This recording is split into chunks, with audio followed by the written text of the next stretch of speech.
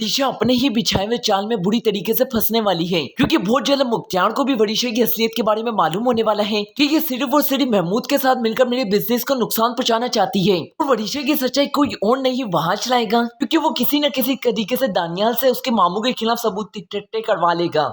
क्या होगा आने वाली एपिसोड में जानेंगे आज की इस वीडियो में। ड्रामे की नेक्स्ट एपिसोड में आप देखेंगे मुख्तार वरीशा को कहता आखिरकार हमारी कंपनी को हो क्या रहा है, तो हमारे पास कोई भी प्रोजेक्ट नहीं है, हमारी कंपनी लॉस में जा रही है, कुछ ना कुछ अपनी कंपनी के लिए करना होगा। ये बात सुनने के बाद वरीशा कहती है हम लोग इतनी मेहनत करते हैं और ये सब कुछ हमारे साथ वहाज की वजह से हो रहा है। वहाज ने पहले तो रिश्तों का ताजा तोड़ दिया था, लेकिन अब उसने इस कंपनी को जिस तरह से बर्बाद किया है वो कभी नहीं चाहता कि हम कोई भी प्रोजेक्ट हासिल करें। ये बात सुनने के बाद मुख्तार कहता मैं इतना कमजोर नहीं हूँ, मुझे वहाज की किसी भी किस्म की कोई जरूरत नहीं है। वहाज को मैंने बिजनेस सिखाया, वहाज मेरे काम में कभी भी दखल अंदाजी नहीं कर सकता। मेरे इस तरह से शेयर होल्डर का भाग जाना मुझे ग्रेटी फील हो रहा है। मुझे लगता है कोई ना कोई गड़बड़ जरूर है, हमारे बीच ही कोई ऐसा जो हमारी थाली में सुराग कर रहा है। ये बात सुनने के बाद वरीशा कहती है मैं और आप तो इस कंपनी के लिए मुखलिस हैं। सर महमूद कहता है कोई ना कोई तो ऐसा गद्दार है जो कि हमारी कंपनी की तमाम इंफॉर्मेशन किसी और को दे रहा है। वरीशा को बहुत ही मक्कार और चालाकी, वरीशा ये सब कुछ अपना बदला लेने के लिए कर रही है। तमाम डिटेल वरीशा ने ही महमूद को दी थी, लेकिन मुख्तार ये बात कभी जान भी नहीं सकता कि वरीशा ऐसा भी कोई कदम उठा सकती है।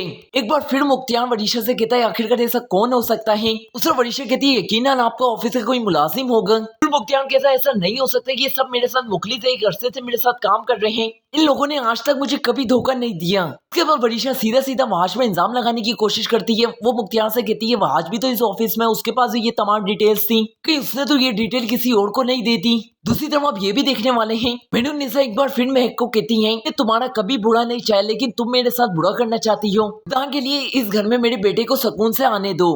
अब वो शिफा और वहाज जिस घर में बहुत जल्द आने वाले हैं, उस पर महक कहती है ये तो आपकी बहुत बड़ी गलतफहमी है। आपको लगता है वो इस घर में आ पाएंगे, लेकिन ऐसा हरगिज नहीं हो सकता, क्योंकि मैं और वरीशा ऐसा कभी नहीं होने देंगे। ये बात सुनने के बाद मेनुन्निसा महक को कहती है तुम ये सब कुछ क्यों कर रही हो, मैंने तो तुम्हारे साथ कभी कुछ बुरा नहीं किया। उस पर महक कहती है इस घर में तुमने हमेशा राज किया और मुझे नीचा दिखाया, अब इस बार तुम्हें वरीशा और वहाज की तरह इस घर से जाना होगा।